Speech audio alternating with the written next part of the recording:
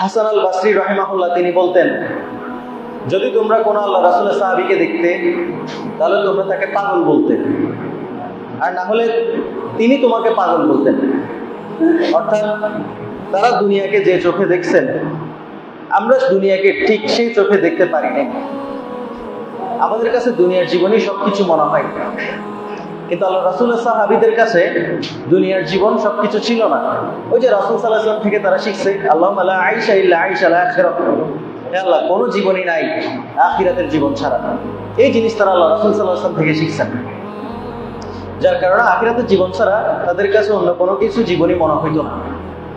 তো এই কারণে তারা যদি আমাদের দেখতো তাহলে আমাদেরকে পাগল বলতো, কারণ আমরা যেভাবে দুনিয়ার মধ্যে ডুবে আছি, দুনিয়াতে ডুবে আছি, তারা আমাদেরকে কি বলতো? পাগল বলতো। আর আমরা তাদেরকে দেখলে আমরা পাগল বলতাম, কারণ একটা মানুষ কিভাবে এত দুনিয়া বিমুখ হয়, এমন চিন্তা ভাবনা আমাদের মাথায় আসতো। এবং আমি যখন আসহাবে রাসূলদের জুহুদ সম্পর্কে পড়ি তখন আমি খুবই অবাক হই, কিভাবে একটা মানুষ, কিভাবে এই একটা জাতি, এই একটা কওম তারা দুনিয়াকে পরিত্যাগ করতে পারছে। তারা দুনিয়ার প্রতি এত বেশি সচেতন থাকতেন। তারপর আব্দুর রহমান ইবনে আউফ রাদিয়াল্লাহু তাআলা আনহু তিনি বলতেন, আব্দুর রহমান ইবনে আউফ রাদিয়াল্লাহু তাআলা আনহু তিনি বলতেন, রাসূলুল্লাহ সাল্লাল্লাহু আলাইহি ওয়াসাল্লাম যখন আমাদের মাঝে ছিল তখন আল্লাহ সুবহানাহু ওয়া তাআলা আমাদেরকে দুঃখ, ভয়, কষ্ট এইসব জিনিস দিয়ে পরীক্ষা করছিলেন এবং আমরা এই পরীক্ষায় সফল হয়েছিলাম। কিন্তু রাসূল সাল্লাল্লাহু আলাইহি ওয়াসাল্লাম মারা যাওয়ার পরে আল্লাহ সুবহানাহু ওয়া তাআলা আমাদেরকে ধন সম্পদ, দুনিয়ার প্রাচুর্যতা দিয়ে পরীক্ষা করেন। তো আমরা জানি না যে আমরা এটাতে কতটুকু পাস করতে পারছি। অর্থাৎ আসহাবে রাসূলদের নিকট এই ধন সম্পদে ফিতনা ছিল, জিহাদের ময়দান তাদের জন্য ফিতনা ছিল না।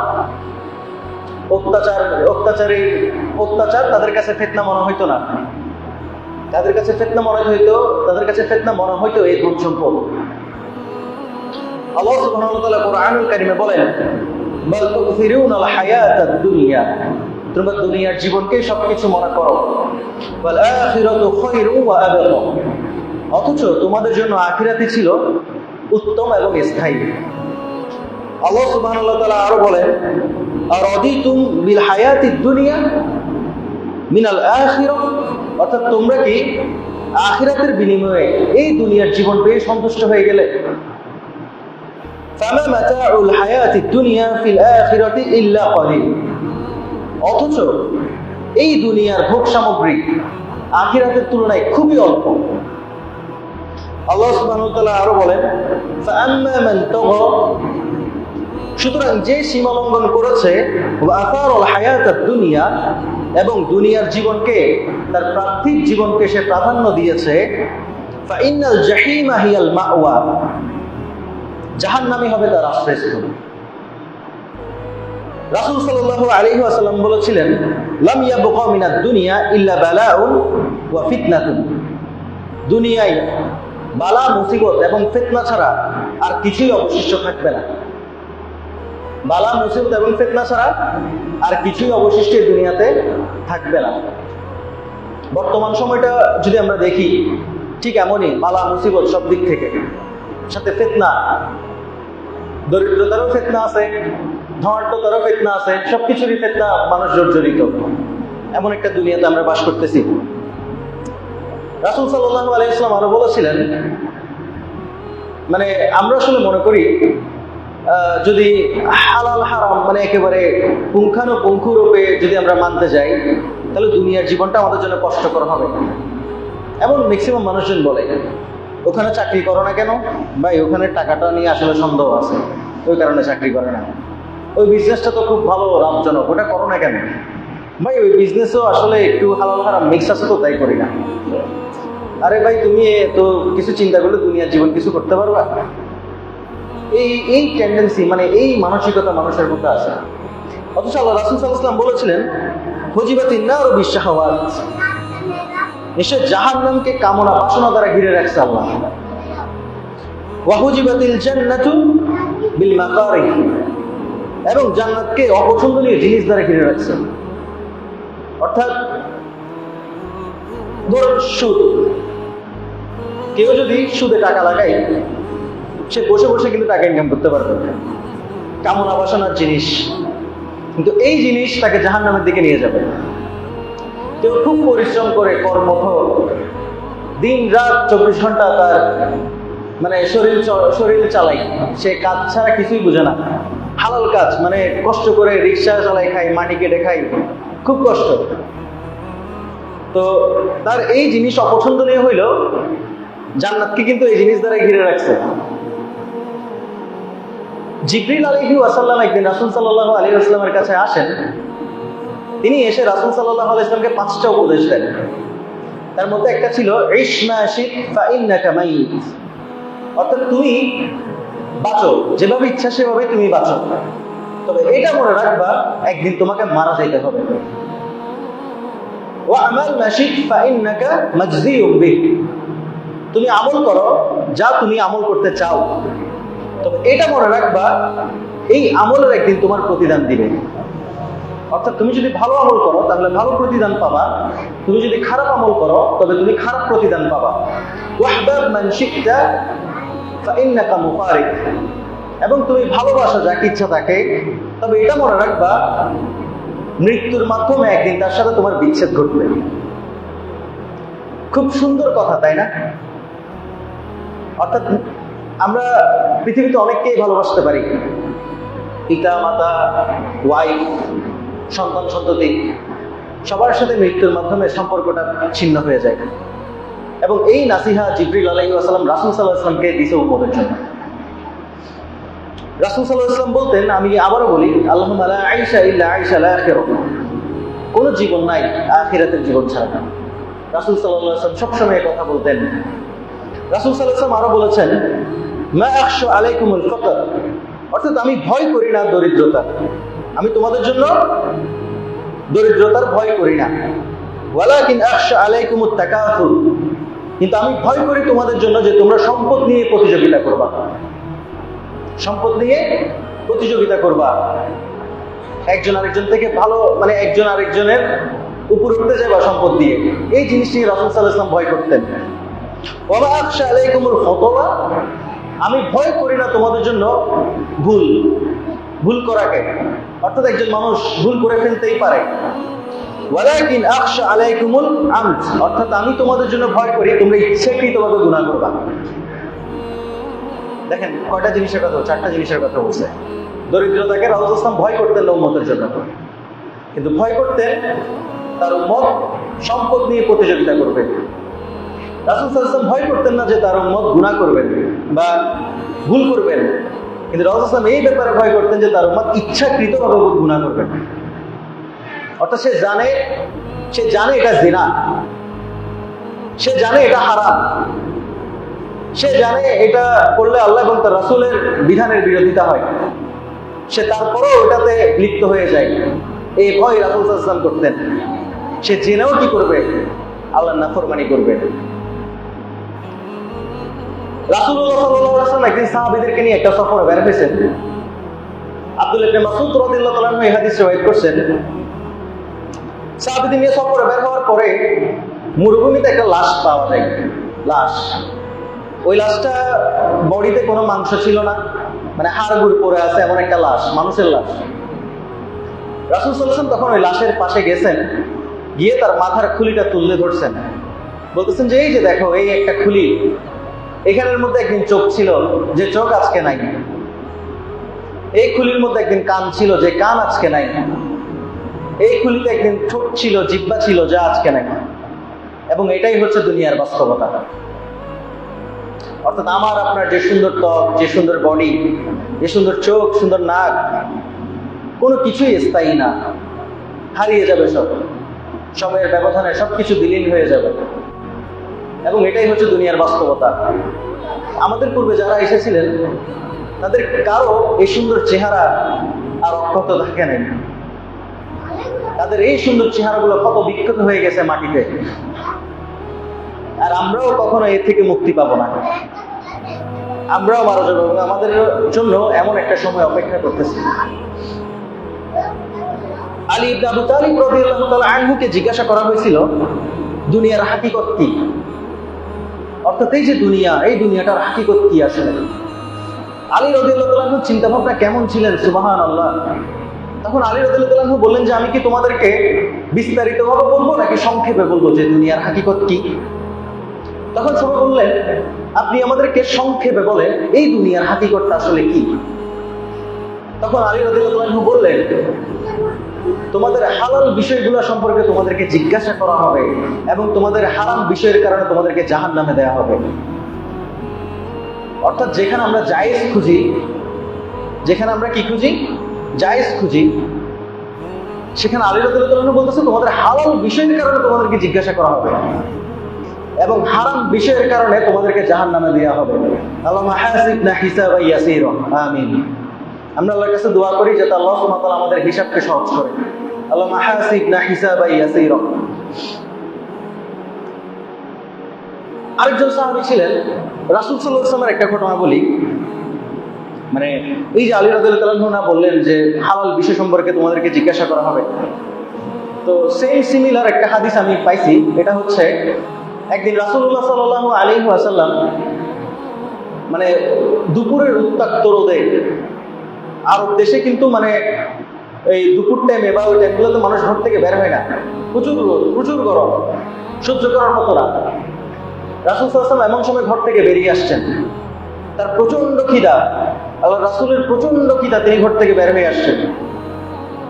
তিনি কোথায় যাবেন নাই, কোথায় যাবেন, কোথায় কি পাই, ঘর থেকে বের হয়ে আসছেন।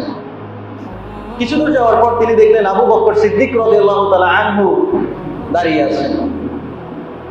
বললেন আপনি কেন এই দুপুরের রোদের মধ্যে বাইরে দাঁড়িয়ে আছেন হে হে হে আবু বকর, হে ইবনে কুহাফা। আবু বকর রাদিয়াল্লাহু আনহুর বাবার নাম বলতো কুহাফা, তো আবু কুহাফা বলতো। তো আবু বকরকে সবাই আবু কুহাফার ছেলে বলতো। বলছেন হে আবু কুহাফার ছেলে, তুমি এই দুপুরের উত্তাক্ত রোদে কেন দাঁড়িয়ে আছেন? বলছে ইয়া রাসূলুল্লাহ, আমার পেটে প্রচন্ড খিদা, বাসায় একটা কিছু নাই যে আমি খাবো। রাসূল বললেন যে আমিও তো ওই কারণেই বের হয়েছি। এরপর তারা দুজন আরেক কিছু সামনে গেল, দেখলো ওমর ইবনে খাত্তাব রাদিয়াল্লাহু তাআলা আনহু। তিনিও জিজ্ঞেস করলেন আপনারা দুজন এই উত্তাক্ত রোদে মরুভূমিতে কি করতেছেন? বলছে আমাদের প্রচন্ড ক্ষুধা, যার কারণে আমরা ঘর থেকে বের হয়ে আসছি। তখন ওমর ইবনে খাত্তাব বললেন আমারও প্রচন্ড ক্ষুধা, আমি ঘরে থাকতে পারছি না, বের হয়ে আসছি। তখন তারা আবু আইয়ুব আল আনসারী রাদিয়াল্লাহু তাআলা আনহুর ঘরে গেলেন। আবু আইয়ুব আল আনসারী রাদিয়াল্লাহু তাআলা আনহুকে রাসূল সাল্লাল্লাহু আলাইহি ওয়াসাল্লাম মক্কা থেকে যখন মদিনাতে হিজরত করেন, আবু আইয়ুব আল আনসারী রাদিয়াল্লাহু তাআলা আনহুর ঘরে তিনি গিয়ে প্রথম উঠেন মসজিদুল নববী নির্মাণের আগে, এবং মসজিদুল নববীতে রাসূল সাল্লাল্লাহু আলাইহি ওয়াসাল্লামের ঘরগুলো বানানোর আগে আবু আইয়ুব আল আনসারীর ঘরে গিয়ে থাকেন। তো আবু আইয়ুব আল আনসারী রাদিয়াল্লাহু তাআলা আনহুর কাছে যাওয়ার পরে আবু আইয়ুব আল আনসারী রাদিয়াল্লাহু তাআলা আনহুর স্ত্রী ঘরে ছিলেন, উনি বাইরে ছিলেন। তো বলতেছে আবু আইয়ুব আল আনসারী রাদিয়াল্লাহু তাআলা আনহুর স্ত্রী তাদেরকে দেখে খুব খুশি হয়ে গেছেন যে অনেক উত্তম মেহমান আসতেছে, আল্লাহ রাসূল এবং তার দুই সাথী মিলে আমাদের ঘরে আসতেছে। উনি খুব খুশি হয়ে গেছেন। এরপর তাড়াতাড়ি তারা খাবার দাবারের ব্যবস্থা করা শুরু করলো। আবু আইয়ুব আল আনসারী যখন এই খবর পাইল, তখন তিনি খেজুরের বাগান থেকে খেজুরের একটা ঢাল পেরে নিয়ে চলে আসছে রাসূলের জন্য। খেজুরের ওই যে খেজুরের এটা কি বলে, আচ্ছা যাই হোক, নিয়ে চলে আসছে। কাঁচা পাকা খেজুর সব ছিল ওখানে। রাসূল ইসলাম খাচ্ছিলেন, সাহাবীরা ও খাচ্ছিলেন, আবু বকর ওমরও খাচ্ছিলেন। তখন আবু আইয়ুব আল আনসারী বললেন যে আপনারা এটা খান, একটু রেস্ট করেন, আমি আপনাদের জন্য একটা ছাগল জবাই করে নিয়ে আসি। রাসূল ইসলাম পরামর্শ দিলেন যে ছাগল দুধ দেয় ওই ছাগলকে জবাই করিও না। তো তিনি গিয়ে ছাগল জবাই করে এনে রাসূলের সামনে রাখলেন। তো রাসূল ইসলাম প্রথমে এই একটা রুটি দিয়ে ছাগলের মাংস একটা নিয়ে বললেন যে এটা ফাতেমাকে দিয়ে আসে, সে অনেকদিন ধরেই এই টাইপের ভালো খাবার খায় না। রাসূলের মেয়ে, সে অনেকদিন ধরে এই টাইপের ভালো খাবার খায় না, ওকে দিয়ে আসো একটা।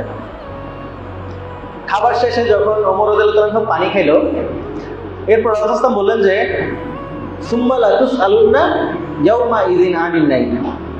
এই যে নিয়ামত আল্লাহ সুবহানাহু ওয়া তাআলা তোমাদেরকে দিয়েছে, এই নিয়ামত সম্পর্কে পর্যন্ত তোমরা কিয়ামতের দিন জিজ্ঞাসিত হবে। অর্থাৎ একটা পানি, এই খাবার, বলতেছে এই নিয়ামতগুলো সম্পর্কে তোমরা কিয়ামতের দিন জিজ্ঞাসিত হবে। তাহলে আলী রাদিয়াল্লাহু তাআলা আনহু রাসূল সাল্লাল্লাহু আলাইহি ওয়াসাল্লামের তারবিয়াত পাওয়ার পরেই তো এই কথা বলছেন যে তোমরা হালাল সম্পর্কে জিজ্ঞাসিত হবা এবং হারাম সম্পর্কে জাহান্নামে যেতে হবে।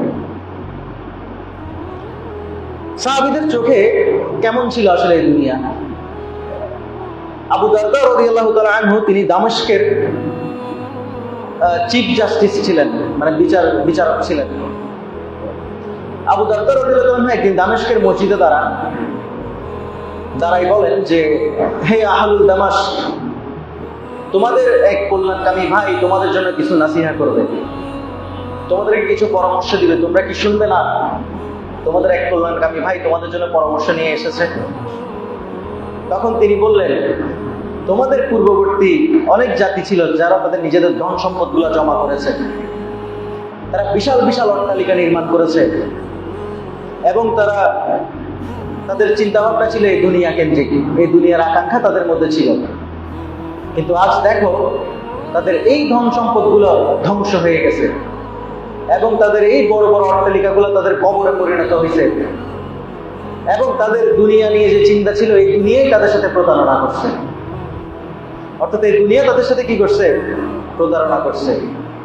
এই দুনিয়ার জন্যই তারা তাদের সময়কে নির্ধারণ করছিল, এই দুনিয়াতেই তারা শুধুমাত্র ফোকাস দিছিল, দুনিয়া ছাড়া তাদের আর কোনো চিন্তা ভাবনা ছিল না। এই দুনিয়ায় আখিরাতে কি করছে? তাদের সাথে প্রতারণা করছে।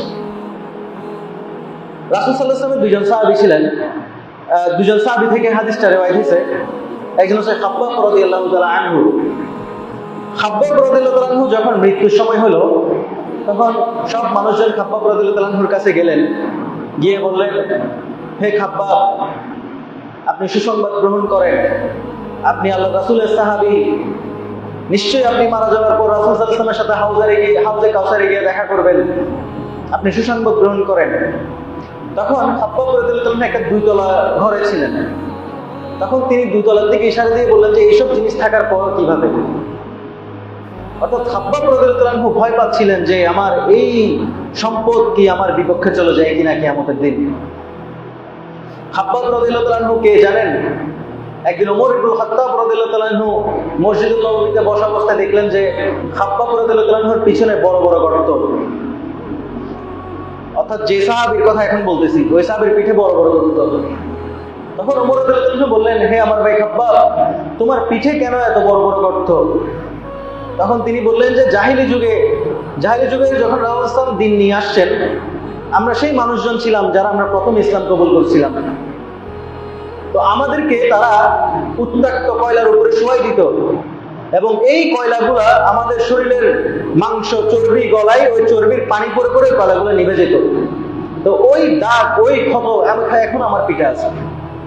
খাব্বাব রাদিয়াল্লাহু আনহু এমন সাহাবী, এত আত্মত্যাগ, এত কষ্ট সে দিনের জন্য বহন করছে, তারপরে সে মারা যাওয়ার সময় বলতেছে, এই জিনিস থাকার পর কিভাবে আমি চিন্তা করতে পারি আল্লাহ সুবহানাহু ওয়া তাআলার সামনে গিয়ে দাঁড়ানো। এবং তিনি তখন বললেন যে রাসূল সাল্লাল্লাহু আলাইহি ওয়াসাল্লাম আমাদেরকে বলছেন, ইন্নামা ইয়াকফি আহাদাকুম মিনাদ দুনিয়া কাযাদির রকিব। নিশ্চয় রাসূল সাল্লাল্লাহু আলাইহি ওয়াসাল্লাম আমাদেরকে বলছিল, দুনিয়াতে একজন তোমাদের জন্য অতটুকুই যথেষ্ট হবে যতটুকু একজন সফরকারীর জন্য সফরে যথেষ্ট হবে। তো আমরা তো এই কথা রাখতে পারি নাই। তাই খাব্বাব রাদিয়াল্লাহু তাআলা আনহু চিন্তা করতেছে। সালমান ফারসি রাদিয়াল্লাহু তাআলা আনহু, যিনি রাসূল সাল্লাল্লাহু আলাইহি ওয়াসাল্লামের বিখ্যাত সাহাবী ছিলেন, যিনি খন্দকের যুদ্ধের মধ্যে খন্দক খনন করার পরামর্শ যে সাহাবী দিয়েছিলেন, সালমান ফারসি রাদিয়াল্লাহু তাআলা আনহু, তিনি ঝুড়ি বানাইতেন নিজ হাতে এবং এই ঝুড়িগুলো বিক্রি করে তিনি নিজের জীবিকা নির্বাহ করতেন।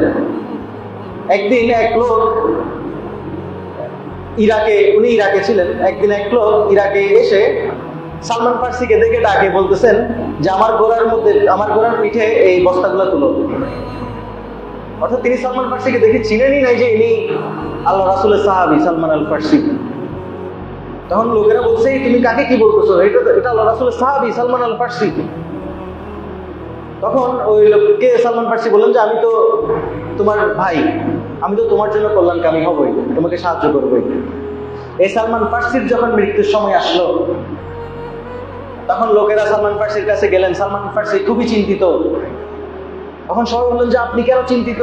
হে আল্লাহ রাসূলের সাহাবী, আপনি তো আল্লাহ রাসূল সাল্লাল্লাহু আলাইহি ওয়াসাল্লামের সাথে বড় বড় জিহাদে অংশগ্রহণ করছেন, আল্লাহ রাসূলের সাথে আপনি যুদ্ধে অংশগ্রহণ করছেন এবং আপনি আল্লাহ রাসূলের প্রিয় ব্যক্তিদের একজন। তখন সালমান ফারসি বললেন যে রাসূল সাল্লাল্লাহু আলাইহি ওয়াসাল্লাম যখন দুনিয়া থেকে চলে গেছিলেন, তখন তার কাছে কিছুই সে অবশিষ্ট রেখে যান নাই এবং তিনি আমাদেরকে বলছিলেন ওই যে সেম হাদিস যেটা খাব্বাব বলছিল, ইন্নামা আহাদুকুম মিনাদ দুনিয়া কাযাদির রাকিব, যে দুনিয়ার জন্য তোমাদের অতটুকুই যথেষ্ট হবে যতটুকু একজন সফরকারী সফরে যথেষ্ট হবে। তো বললেন যে এরপরও কি আমি আশা করতে পারি?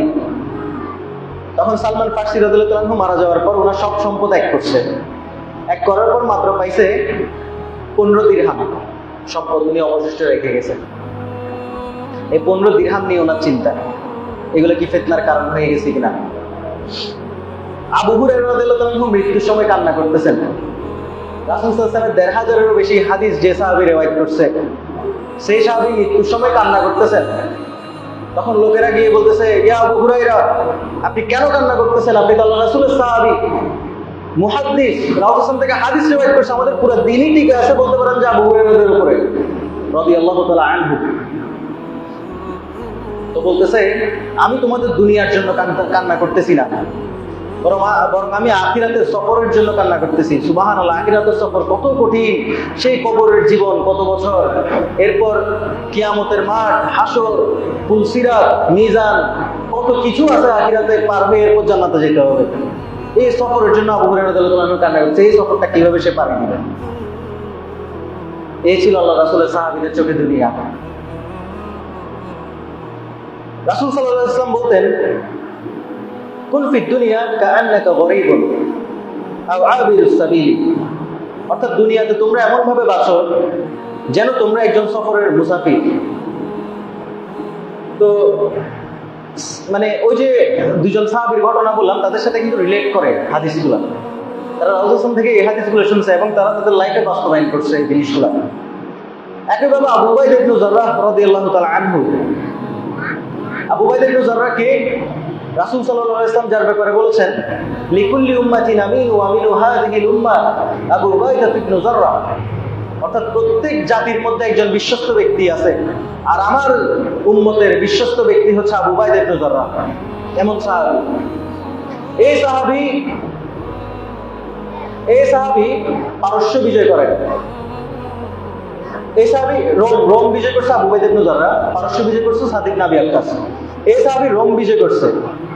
রোম বিজয় করার পরে ওমর ইবনে খাত্তাব রাদিয়াল্লাহু তাআলা আনহু ওইখানে গেছিল, ওই বাইতুল মুকাদ্দিস বা যে বিষয়গুলো আছে এগুলো নিয়ে কিছু কাজ কাম করার জন্য। তো যাওয়ার পর উনি আবু উবাইদা ইবনে জাররাহর ঘরে যাইতে চাইলেন, যে আবু উবাইদা ইবনে জাররাহর বাসা কোথায় যাব।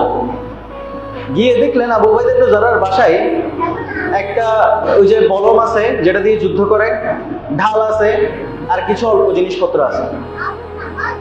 তো বললেন যে মানে তুমি তো আরো কিছু চাইলে রাখতে পারতো তোমার সাথে। তখন আবু উবাইদা ইবনে জাররাহ এই হাদিসটা শুনাইছে, মানে এই হাদিসের মতো কথা বলছে যে রাসূল সাল্লাল্লাহু আলাইহি ওয়াসাল্লাম বলছেন, দুনিয়াতে এমন ভাবে বাস করো যেন তুমি একজন মুসাফির, এবং আমার জন্য আমার সফরের এর চেয়ে বেশি কিছু আর প্রয়োজন নেই। আবু উবাইদা ইবনে জাররাহর কথা এটা ছিল। এবং তিনি বললেন যে, তখন ওমর ইবনে খাত্তাব রাদিয়াল্লাহু আনহু বললেন, এই দুনিয়া সবাইকে পরিবর্তন করতে পারলেও আবু উবাইদা ইবনে জাররাহকে পরিবর্তন করতে পারেন। তিনি এমন সাহাবী ছিলেন। পড়বেন আবু উবাইদা ইবনে জাররাহর জীবনী, পড়বেন, অনেক কিছু শিখার আছে ওনার জীবনী থেকে। ওমর ইবনে খাত্তাব রাদিয়াল্লাহু আনহু এই যে রোম এবং পারস্য বিজয়ের পরে মুসলিমরা প্রচুর গনিমত লাভ করে, প্রচুর গনিমত, মানে ধন সম্পদ মুসলিমদের কাছে, মানে আল্লাহ সুবহানাহু ওয়া তাআলা ধন সম্পদের ভান্ডার খুলে দিয়েছে মুসলিমদের জন্য। মসজিদুল নববীতে তখন রোম এবং পারস্য থেকে অর্জিত গনিমতগুলো এনে রাখা হচ্ছিল, সবাই খুব খুশি। ওমর ইবনে খাত্তাব রাদিয়াল্লাহু তাআলা আনহু তখন মসজিদুল নববীতে প্রবেশ করছেন। প্রবেশ করার পরে তিনি ওই ধন সম্পদ দেখে কান্না করে দিয়েছেন। তখন বাকিরা বলতেছেন যে, আপনি কান্না করতেছেন কেন ইয়া আমিরুল মুমিনিন?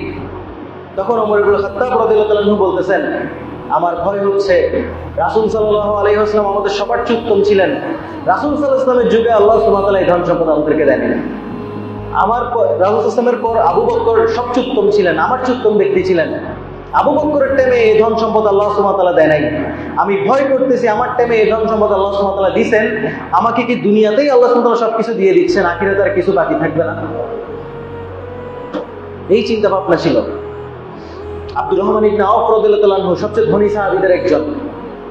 আব্দুর রহমান ইবনে আওফ রাদিয়াল্লাহু তাআলা আনহু একদিন রমাদানের বাইরে তো তার সামনে তিনি সিয়াম পালনরত অবস্থায় ছিলেন, তার সামনে ইফতার এনে রাখা হয়।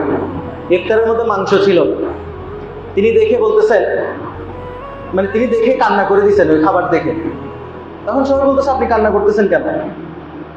তখন আব্দুর রহমান ইবনে আওফ রাদিয়াল্লাহু আনহু বললেন, নিশ্চয়ই মুসাব ইবনে উমাইর, হামজা এরা আমাদের উত্তম ছিলেন। তারা যখন মারা যায় তখন তাদেরকে একটা কাফনের কাপড়ও দেওয়া যায়নি।